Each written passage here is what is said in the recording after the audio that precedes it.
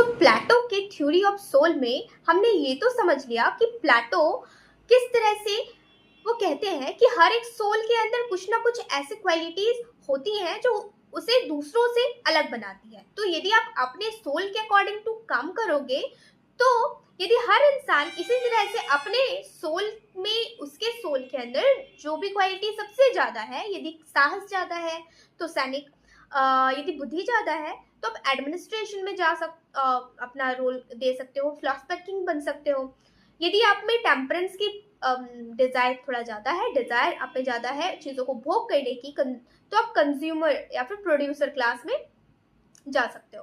तो ये तो उनकी थ्योरी हो गई कि थ्योरी ऑफ सोल में वो बात करते हैं कि आपके अंदर सबसे बेहतरीन जो क्वालिटी है उस अकॉर्डिंग टू आप अपना कंट्रीब्यूशन सोसाइटी में दो।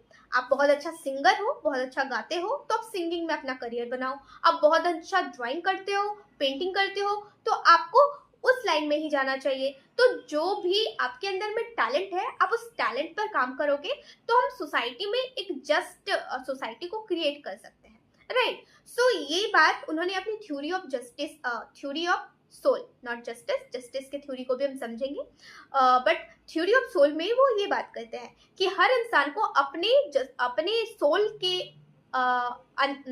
सोल में, उनके सोल के अंदर जो सबसे बेहतरीन क्वालिटी है उसके अकॉर्डिंग टू काम करनी चाहिए।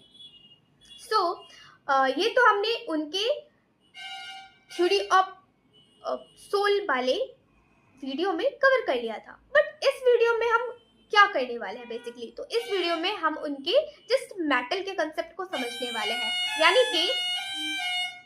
यानी कि उन्होंने जो 3 क्लासेस में डिस्ट्रीब्यूट करा है, पहला फिलोसफिकल किंग, दूसरा सोल्जर एंड तीसरा प्रोड्यूसर। तो फिलोसफिकल किंग को उन्होंने मेटल्स के थ्रू, सिंबल के थ्रू रिप्रेजेंट करा है। तो फिलोसफिकल किंग को उन्होंने रिप्रेजेंट करा है गोल्ड से, क्योंकि गोल्ड सबसे महंगा होता है।